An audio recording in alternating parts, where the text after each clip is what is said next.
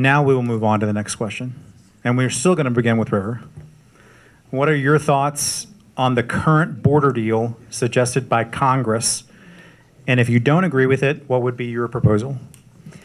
My proposal is that we need to divert funding away from ICE and actually use that funding to have more judges at our border, so that way we can streamline our process of getting immigrants who are seeking asylum a path to citizenship more effectively and more quicker is another word for that. We also need to make it possible for people to get here, so that way we don't have to have people going through our border thousands at a time. And we also need to make sure that they all have work visas, and we need to streamline that process as well. Thank you. Orlando? Right, so I agree with River. I think, what we need to do there is fund it. We keep talking about how are we going to fund a lot of these things, and the challenge is, where do we get the money? And I think that, what we've got to be able to do, like I was saying before, is start increasing the taxing on the rich, because, we seem to be asking for a lot, and we're asking it from the middle class and from the lower class, but we're not helping them.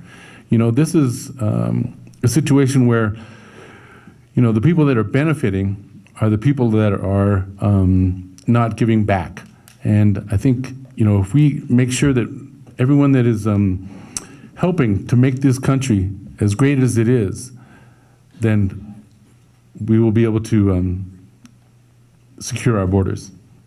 Yes, Tom. Thank you. Thank you. Adam? So I would have loved to see this bill go through. I would go about it a little differently than some of the folks here. I think we should mobilize the National Guard, but not as a peacekeeping force or anything like that, but as a humanitarian mission. Give them the proper training to go down there and deal with these humanitarian crises like it is. When you do stuff like that, you would be able to mobilize the military JAG officers and things like that to get down and help expedite some other processes too. So being able to fund that properly, we did in 2008. Because I was down in Tucson at the time, 60 miles from the border, and we were able to help control the influx. But treating it as the humanitarian crisis that it is critical, so that these people come to our nation chasing the American dream, and they don't immediately get hurt, damaged. So thank you. Thank you. We're going to switch to online.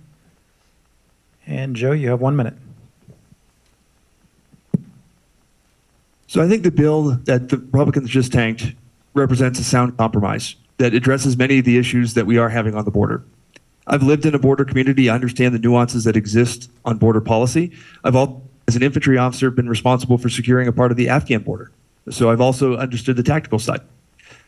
But let's also remember that the reason that Republicans are not serious about immigration is because at the end of the day, it's the corporations that are hiring undocumented immigrants that have no punishment for this whatsoever.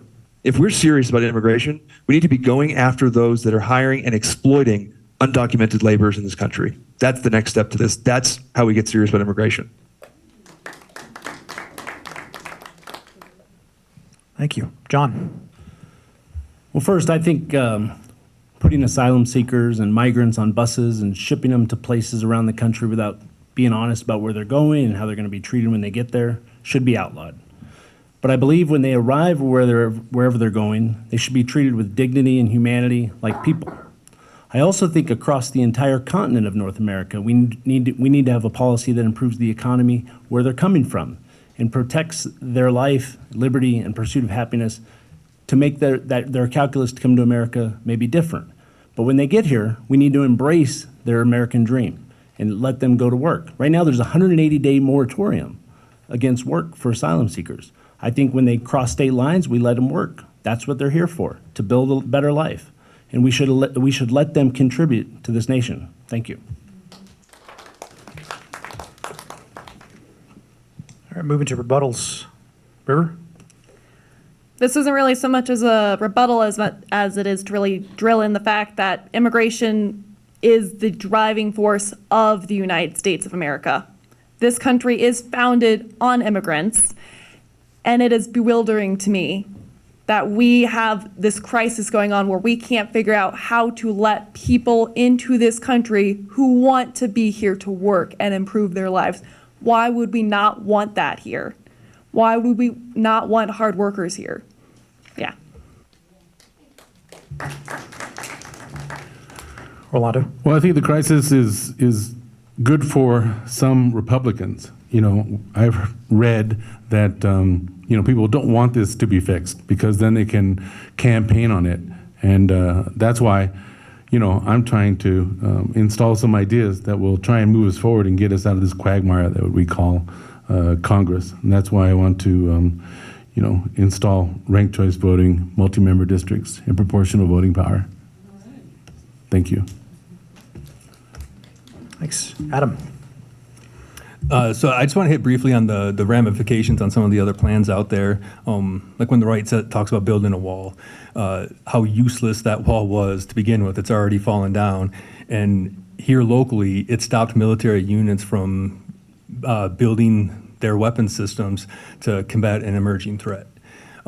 We have adversaries that are well equipped in the space domain, and we had to slow down our production on facilities and weapon systems because our funding got pulled for that border wall. Tom, thank you. Thank you. Moving online. Joe, you have 30 seconds for rebuttal if you'd like it. My interpreter in Afghanistan saved my life on a number of occasions. And it took me 2 years of fighting with the State Department to get him into this country on an expedited visa program. It brings so much pride to me to know that he is now raising his children in America and to see the pride that he brings with him every day to his job, to his kids, and the fact that his kids are going to be raised American. We are a nation of immigrants, and that's the sort of compassion that we need to bring to our immigration policy.